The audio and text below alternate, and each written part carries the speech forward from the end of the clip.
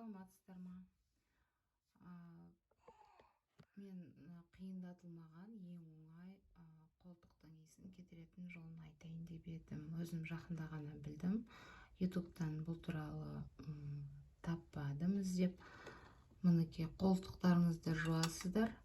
Одан кейін сразу ас содасын, жарты қасық ас содасын екіге бөліп, қолтықтарыңызға жағып тастайсыздар.